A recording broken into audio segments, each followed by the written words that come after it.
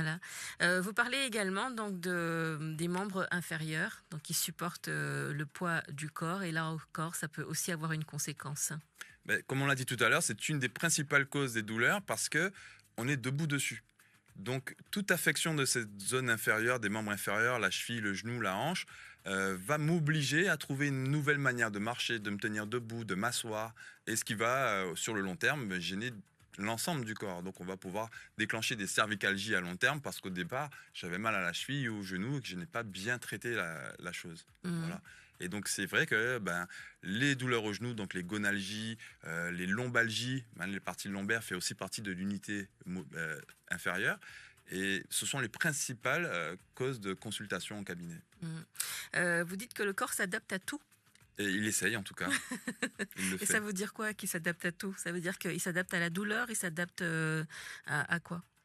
Alors, d'un point de vue mécanique, il va s'adapter. Par exemple, comme on le disait tout à l'heure, si vous avez une cheville qui a moins de stabilité par rapport à l'autre cheville, votre corps va s'adapter en répartissant le poids différemment. Donc ça, c'est une forme d'adaptation.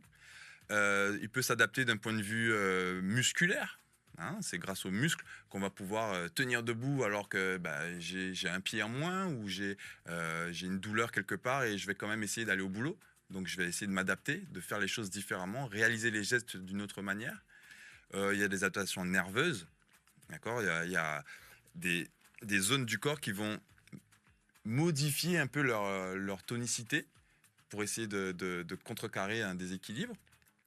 Et ça peut avoir une répercussion sur le plan digestif, par l'intermédiaire des nerfs, par exemple. C'est ce que j'explique aussi dans le livre. Si j'ai une douleur dorsale, je peux avoir ensuite des ballonnements à l'estomac, je peux avoir des troubles digestifs parce que c'est relié par l'intermédiaire des nerfs. Mmh.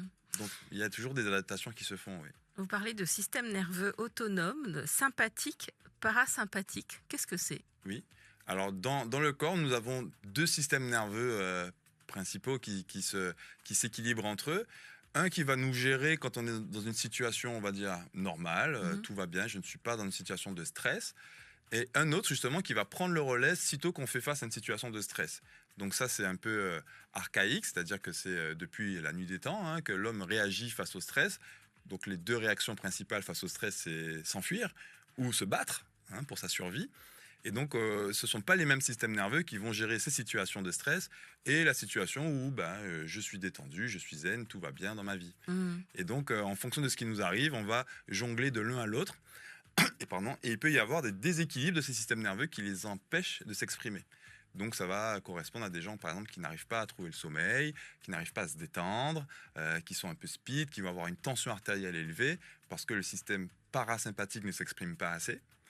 Ou à l'inverse, des gens qui vont être hypotoniques, j'arrive pas à me bouger, je suis pas motivé, je suis un Mmh. peu dépressif, je suis constipé, etc.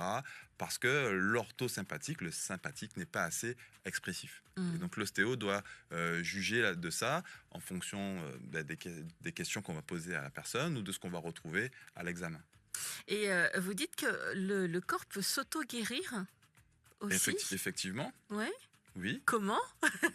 Il le fait tous les jours. En prenant soin de lui Le corps aussi, le mais fait tous les comment? jours. Si Mmh vous vous coupez, vous allez mh. cicatriser. Mmh. Vous coupez vos cheveux, ils repoussent. Vous coupez les ongles, ils repoussent. Vous avez une fracture, au bout de quelques semaines, elle se consolide. Vous avez dans le corps des mécanismes de reconstruction en permanence. Mmh. Le squelette se refait 4 fois en entier dans votre vie. Ça, c'est une information importante. C'est-à-dire que je peux avoir eu une fragilité pendant l'enfance ou l'adolescence qui ne va pas être retrouvée plus tard parce que le corps a réussi à se reconstruire. Et en fait, on part du principe en ostéopathie, c'est un des principes fondateurs de l'ostéopathie, que si le corps a toutes les capacités, c'est-à-dire que s'il est en bonne capacité de le faire, il va se reconstruire. Et donc on part du principe qu'un corps équilibré mécaniquement et d'un point de vue physiologique est capable de se régénérer, de se reconstruire. Voilà. Ce qui provoque ou qui facilite l'usure, c'est justement l'accumulation de dysfonctionnements qui ne sont pas réglés.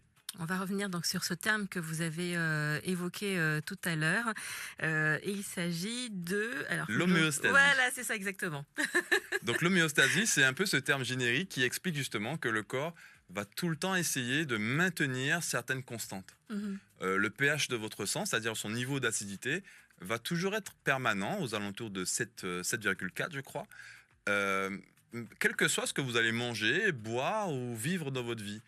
Parce que il y a des systèmes en permanence d'ajustement de ces fonctions importantes. Donc le pH, la tension artérielle, le taux de sucre dans le sang également. Ce sont des valeurs qu'il faut essayer de maintenir constantes pour que le corps fonctionne bien. Et donc il s'ajuste en permanence pour les maintenir. C'est ça qu'on appelle l'homéostasie, Mhm. c'est-à-dire l'objectif du corps de maintenir à égalité, en balance, ces différents composants. En tout cas, moi, j'ai trouvé. Alors, vous dites dans le livre que donc, si on connaît, si on prend en compte ce mot, donc homéostasie, eh bien, on est capable de se soigner soi-même. En tout cas, de faire plus attention à son corps, à ce que le corps peut dire. Oui, c'est ce qu'on fait Mm. déjà. Quand vous vous sentez fatigué, vous dites, ah tiens, je vais faire une cure de vitamines. Mhm. Quand vous sentez que le foie est peut-être engorgé parce que justement après les repas vous avez une digestion difficile, vous avez un manque d'entrain, vous avez remarqué que sur votre peau qu'il y a peut-être des toxines dans votre sang, ben vous choisissez à ce moment-là de faire une purge, hein, comme les anciens faisaient. C'est-à-dire que c'est connu de tous ce système d'essayer de rééquilibrer le corps. Quand vous vous soignez, c'est ça que vous Mm. faites. Et donc c'est quelque chose qu'on fait déjà, mais qu'on oublie de garder en tête et de se dire, bah, tiens, si j'ai une douleur ou si je commence à sentir que je suis défaillant, bah, il y a peut-être quelque chose à rééquilibrer. Mhm. Alors, il y a quelque chose aussi d'intéressant. Vous l'avez dit, donc on a tendance à penser que les ostéopathes ne s'occupent que des os. Oui, Et effectivement, j'ai été surprise que vous parliez du foie dans votre livre. oui, le foie est un organe vital important. Mhm. C'est d'ailleurs le seul organe du corps humain qui est capable de se régénérer. Si on vous enlève une partie du foie pour une quelconque pathologie, ce qui reste du foie est capable de reconstruire le foie en entier. Mhm. Et c'est le seul organe de ce type dans le corps. Donc il a vraiment un rôle important. En médecine aussi, il a longtemps eu un rôle très important. On pensait longtemps que c'était lui le cœur qui amenait et faisait circuler le sang au niveau du corps humain. Donc longtemps, ça a été longtemps un organe très très important en médecine. Et en ostéopathie, on l'utilise beaucoup parce qu'il a des rapports très importants et souvent impliqués dans différents motifs de consultation. Vous parlez de gonflement du foie. Oui, votre foie, c'est un filtre. Donc, comme n'importe quel filtre, à force de filtrer, il va risquer de s'encrasser. Mhm. Et en s'encrassant, on parle d'engorgement du foie. Donc, on va pouvoir retrouver un foie qui devient un peu plus volumineux, qui occupe plus d'espace, ce qui va obliger votre corps à s'adapter, encore une fois. De quelle manière? Par exemple, on va avoir les côtes, hein, le grille costal qui va s'ouvrir un peu, comme si vous étiez en train d'inspirer un peu pour libérer de l'espace à l'intérieur de la cage thoracique pour le foie, pour ne pas qu'il soit trop à l'étroit. Sinon, Mhm. je vais avoir des nausées, je vais pas être bien. Donc, on va avoir ce grille costal qui s'ouvre. On peut aussi avoir l'épaule qui va monter légèrement, toujours pour libérer un peu cette pression au niveau de la cage. Mais ça, c'est dû à la prise de poids aussi, ou bien ça peut être dû à une maladie Alors, il y a certaines maladies qui vont provoquer une hépatomégalie, donc un Mhm. foie un peu volumineux, c'est le cas des hépatites par exemple, mais c'est quelque chose qui est, on va dire, physiologique, c'est juste que le foie s'engorge naturellement puisqu'il fait son travail de filtre. Mhm. Et donc, c'est comme le filtre de votre clim à la maison. Au bout de quelques mois, vous savez qu'il faut nettoyer le filtre parce que la clim va consommer trop d'électricité et moins bien refroidir. Mhm. Votre foie, c'est la même chose. Il va moins bien fonctionner et vous consommez plus d'énergie si jamais il est sale. Et les anciens le savaient.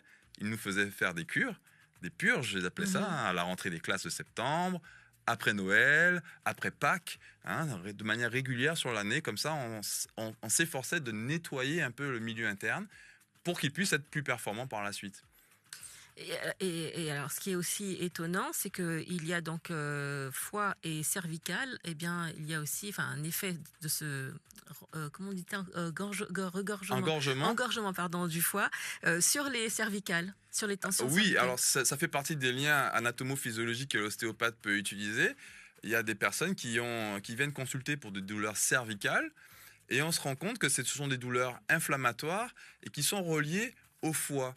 Alors ce qui se passe, c'est que le foie dont on vient de parler, qui s'engorge et donc qui grossit, on peut dire, il faut savoir qu'il est entouré d'une capsule qui va le protéger. C'est une sorte de membrane, une petite peau qui est là pour le protéger.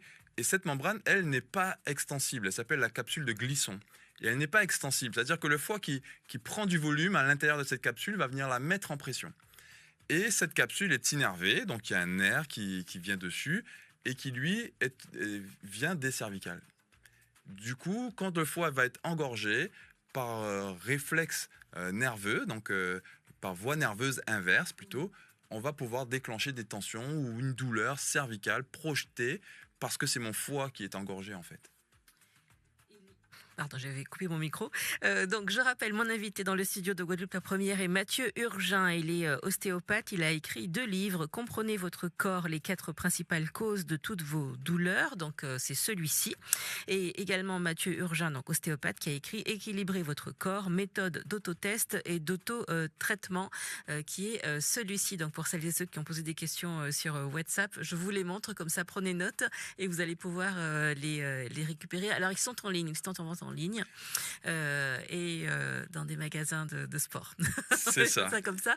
Et sinon, eh bien, vous pouvez également vous connecter à Mathieu Urgin en allant sur son compte Instagram, notamment. Mathieu Urgin, il me semble. Mathieu Urgin, Voilà. vous pouvez surtout aller sur mon site internet, donc comprenezvotrecorps.com, c'est le titre du premier livre. Et là-dessus, vous allez pouvoir accès à mes rendez-vous, à mes événements que je propose, et vous pouvez aussi vous procurer les livres. Voilà.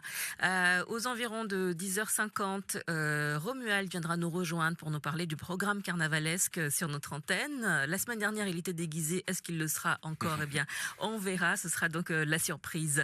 Ne manquez pas ce rendez-vous. Si jamais vous voulez poser des questions, vous pouvez le faire également par WhatsApp au 06 90 604 604 si vous le désirez, ou alors vous nous appelez au 05 90 96 6000. Vous allez maintenant nous parler bien du dysfonctionnement du crâne. Qu'est-ce que c'est?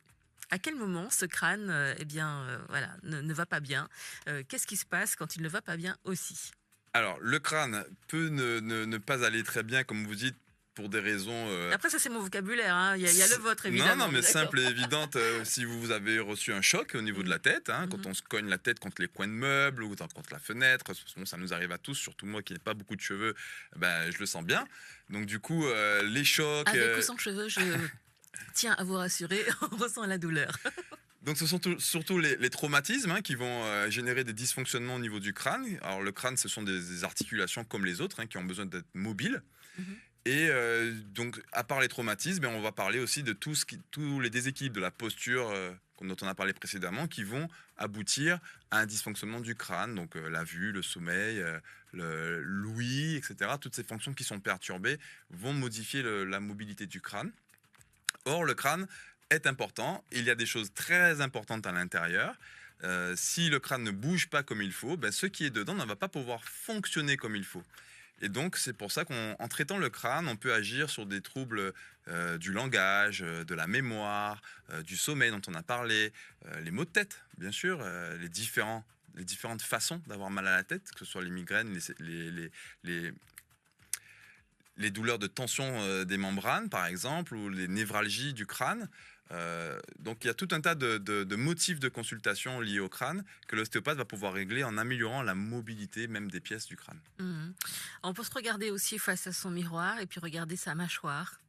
Exactement, donc je propose dans ce livre des petits critères d'observation. Alors ce livre dont vous parlez, donc c'est Équilibrer votre corps, donc méthode d'autotest et d'auto-traitement. Exactement, donc dans ce livre, je vous apprends en fait à détecter les dysfonctionnements, c'est-à-dire l'absence de douleur ne signifie pas que tout va bien. La douleur apparaît à un moment où le corps n'arrive plus justement à s'adapter, n'arrive plus à faire face à un déséquilibre. Donc il nous envoie ce petit WhatsApp, ce petit message qui nous est destiné et qu'il faut qu'on écoute, qui nous permet de se dire tiens, là il y a un souci. Mais ce que je propose, c'est d'agir en amont de ce signal et de pouvoir détecter avant que les douleurs apparaissent, tiens, je commence à dysfonctionner. Donc, il y a des critères d'observation. Je propose des tests de mobilité, de proprioception, c'est-à-dire de ressenti un peu interne. Tout un tas de tests différents qui permettent d'identifier un déséquilibre. Et qu'une fois qu'on l'a identifié, je vous propose une série d'exercices ou une certaine manière de faire des exercices qui vous permettra de rééquilibrer ces déséquilibres que vous avez observés. Donc, le but de ce livre, c'est de se faire un petit check personnel. Un check personnel, oui. Voilà. Alors, je vais essayer de trouver un quiz. Allez-y, continuez. Donc, vous allez réaliser des tests, détecter les déséquilibres, les équilibrer, et ensuite, vous réalisez de nouveau les mêmes tests qu'au début pour observer que vous avez pu améliorer les déséquilibres observés au début. Ouais. L'objectif, ça serait de faire ce genre de tests et d'équilibrage avant vos activités physiques, avant le carnaval, par exemple. Ou pendant le carnaval? Alors quand je dis avant le carnaval, c'est avant le départ du défilé. Ah, ok, d'accord, avant C'est-à-dire le avant de déboulé. démarrer mon activité, je Uhum. dois m'assurer que je suis dans les meilleures dispositions mécaniques. Alors, je vais essayer de trouver un quiz. Hier, je les ai lus et j'ai trouvé ça vraiment très intéressant. Mais ce qui est bien aussi, c'est quand vous commencez donc ce livre, je te rappelle, hein, Équilibrer votre corps, méthode d'autotest et d'auto-traitement, écrit par Mathieu Urgin, qui est ostéopathe. Vous écrivez, vous donnez la définition de la douleur. Oui. Parce qu'on a tous une définition de la douleur. Là, il était important de mettre le point sur qu'est-ce qu'une douleur. Ben, c'était surtout important de dire aux gens que c'est un message Mhm. et qu'il leur est destiné. C'est-à-dire que personne d'autre que vous ne ressentira la douleur que vous ressentez. Donc si vous ne la prenez pas en compte, qui le fera? Et donc c'est pour expliquer aux gens que c'est aussi un signal d'alarme. C'est-à-dire que s'il n'y avait pas de problème, s'il n'y avait pas de déséquilibre ou de dysfonctionnement, ben, je ne ressentirais pas de douleur. Et donc du coup, c'est pour alerter les gens sur le fait que ben, quand je ressens une douleur, ben, il faut m'en occuper. Il y a encore beaucoup de patients qui arrivent au cabinet en me disant ben, j'ai ressenti cette douleur il y a quelques semaines déjà. Et depuis, j'ai remarqué que quand je vais au sport, ben, ça augmente ma douleur. Mhm. Ben, je leur dis, mais pourquoi vous êtes allé au sport? Puisque le corps vous envoie un signal qu'il ne fonctionne pas comme il faut. Et encore une fois, je reprends souvent l'analogie de la voiture en leur disant, si jamais vous avez un voyant qui s'allume au tableau de bord, un voyant rouge, Mhm. est-ce que vous vous diriez, ben, je vais essayer d'aller jusqu'à Basse-Terre, voir si ça décoince ce qui ne va pas dans la mécanique? On ne le ferait pas. Ouais. Et pourtant, c'est ce qu'on fait tous les jours avec son corps. Voilà, et donc il y a les critères de la douleur qui sont donc indiqués dans ce livre. Donc la survenue de la douleur, l'horaire de la douleur qu'il faut noter également. Oui, parce que ces critères vous permettent de caractériser votre douleur. Une douleur mécanique se traite différemment d'une douleur inflammatoire et n'ont pas les mêmes origines. Donc c'est pour ça que, comme vous disiez tout à l'heure, quand vous arrivez chez l'ostéo et vous lui dites ben, j'ai une douleur aiguë qui apparaît à tel moment de ma journée, à telle mobilité, Mhm. ben, vous avez déjà fait trois quarts du boulot.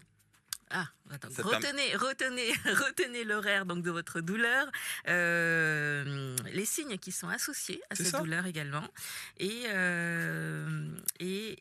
comment donc interpréter les douleurs. Donc il y a plein d'indications qui vous sont données, et j'ai trouvé donc un petit quiz qui conclut donc le chapitre concernant les douleurs, hein, dans votre livre. On va pas poser toutes les questions, mais quelques-unes, et vous allez nous dire pourquoi est-ce qu'il est important. Vous vous êtes déjà tordu la cheville, donc ça vous en avez parlé déjà au début, on va changer de question. Souffrez-vous régulièrement de douleurs lombaires? Oui. Donc, réponse A, cela m'arrive uniquement lorsque je fais de gros efforts. B, ah oui, dès que je reste assis ou debout ou trop longtemps. C, il m'arrive d'être bloqué. D, je ne souffre d'aucune douleur. Oui, parce qu'il y a effectivement plusieurs niveaux de douleur. Et dans tous les cas, c'est pour revenir toujours à la même situation, c'est pour montrer qu'en fait, nous sommes tous soumis à ces douleurs, nous les ressentons tous à un moment donné. Donc soit parce que j'ai fait trop d'efforts, ou soit j'ai l'habitude d'en avoir régulièrement, ou soit dernièrement j'en ai eu une très importante. Et en fait, c'est pour mettre un peu tout le monde, pour impliquer justement tout le monde, se dire, Mhm. ben, moi aussi, même si ma douleur, elle n'est que occasionnelle, ou ça fait 6 mois que j'ai pas eu de douleur lombaire, mais aussi, oui, c'est vrai que quand je vais dans un concert, il faut vraiment que j'aille dans un concert, rester debout 3 heures pour ressentir cette douleur. Ce sont quand même des signes de dysfonctionnement. Mhm. Voilà. Pratiquez-vous des étirements? Question que je vous pose aussi aux chers auditeurs et auditrices et téléspectateurs, téléspectatrices. Réponse A, j'en connais peu, je les fais quand j'y pense.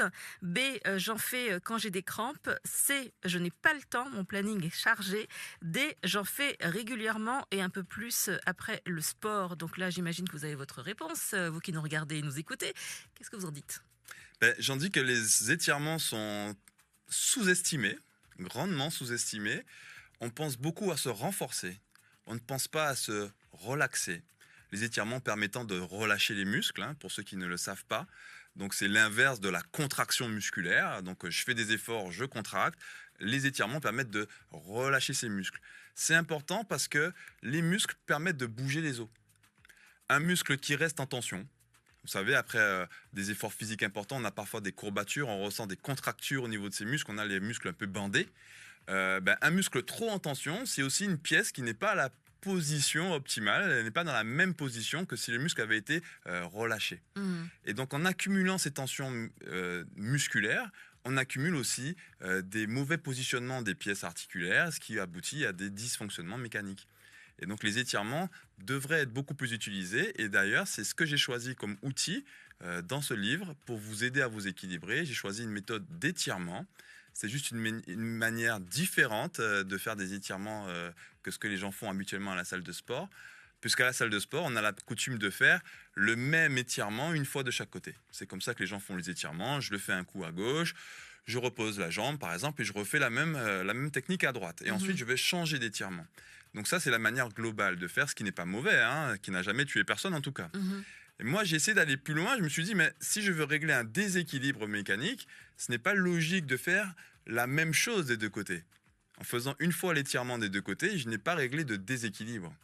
Et donc j'apprends dans ce livre et dans les ateliers que je propose aussi, les gens peuvent venir faire des ateliers où ils apprennent cette méthode, il y en a un par mois, ils apprennent à utiliser les étirements pour équilibrer le corps. Donc c'est une méthode douce, personnelle, chacun va le faire soi, c'est pas quelqu'un qui vous fait faire des étirements.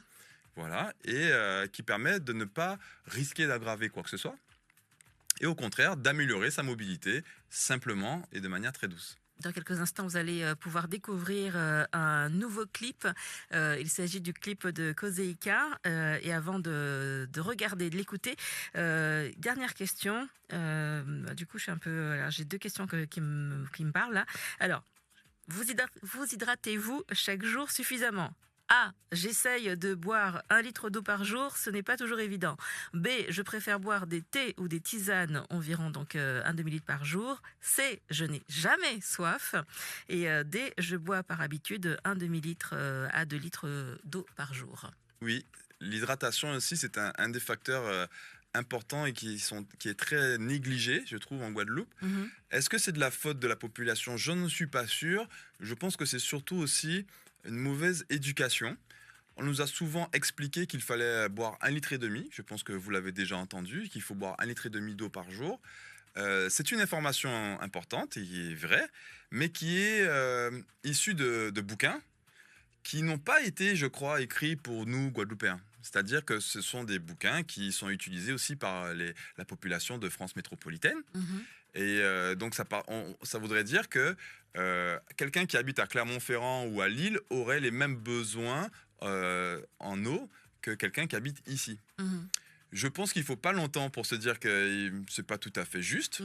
Parce que y a la chaleur qui est différente, il y a le taux d'humidité, il y a le sel marin, il y a les clims, la nourriture épicée, etc. Il y a beaucoup de facteurs, la brume de sable, il y a beaucoup de facteurs ici qui font que nos besoins en eau peuvent être un peu plus importants. Donc bien sûr, il y a des moyennes, hein, et, on n'a pas tous les mêmes besoins exactement, ça va dépendre de notre poids, de notre alimentation, des efforts physiques qu'on fait. Mais pour moi, 1,5 litre du coup reste insuffisant. Et on devrait plutôt éduquer la population en lui apprenant que boire 2 litres d'eau par jour au minimum est intéressant pour que tout fonctionne correctement. Des livres enrichissants à avoir chez soi en continuant à en parler jusqu'à 11h sur l'antenne de Guadeloupe la Première. Mais pour l'instant, on regarde Kozeika sur l'antenne de Guadeloupe la Première. Mathieu Urgin, je rappelle donc les 2 livres que vous avez écrits, Équilibrer votre corps, méthode d'autotest et d'auto-traitement. Et puis évidemment, donc celui-ci, Comprenez votre corps, les 4 principales causes de toutes vos douleurs. Ce sont des auto-éditions. Oui, tout à fait. Voilà. Ils sont tous les deux en auto-édition sur Amazon. C'est pour ça qu'ils sont disponibles sur Amazon exclusivement. Alors, ils sont aussi disponibles à mon cabinet. Donc, pour ceux qui le recherchent ici en Guadeloupe, qui ne sont pas très Internet, ils peuvent se le procurer à mon cabinet à Bas-du-Fort et également au magasin Jogger Sport à Pointe-à-Pitre. Voilà, donc c'est bon, là j'ai donné les noms de l'invité, les coordonnées du livre, enfin voilà, vous allez pouvoir le trouver. Une question, la douleur sciatique peut-il se guérir malgré les hernies discales? Alors oui, les douleurs comme la sciatique, alors souvent les gens ils viennent au cabinet et ils disent moi j'ai une sciatique depuis 10 ans. Alors non, la douleur sciatique c'est pas forcément définitif, on n'est pas contraint d'en souffrir toute sa vie. Comme on l'a dit tout à l'heure, toute douleur a une origine.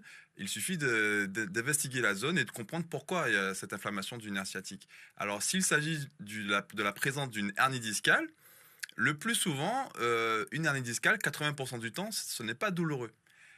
Donc il faut rééquilibrer le corps, permettre à ce disque de mieux fonctionner pour ne pas qu'il fasse hernie et vienne comprimer le nerf sciatique.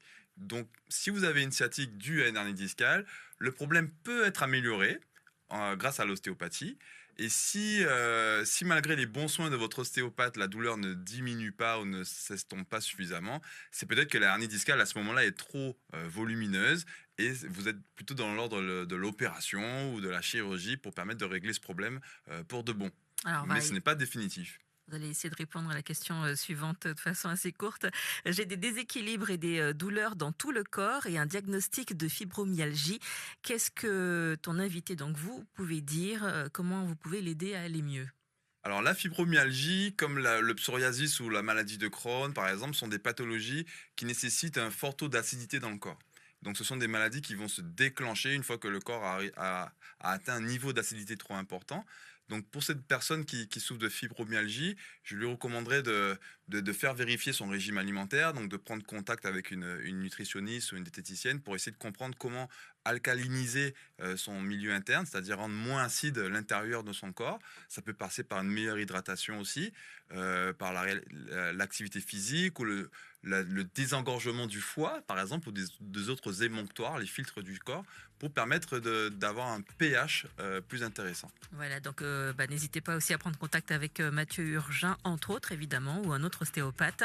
Et en tout cas, ces 2 livres sont disponibles. Merci beaucoup d'être venu. Merci à toi pour l'invitation. Et je vous dis bien sûr à bientôt. Voilà, c'est terminé pour cette émission. Merci Romuald. On se retrouve lundi en bonne forme évidemment, avec un corps sain, neuf. On va essayer du mieux que je peux. Allez, à bientôt.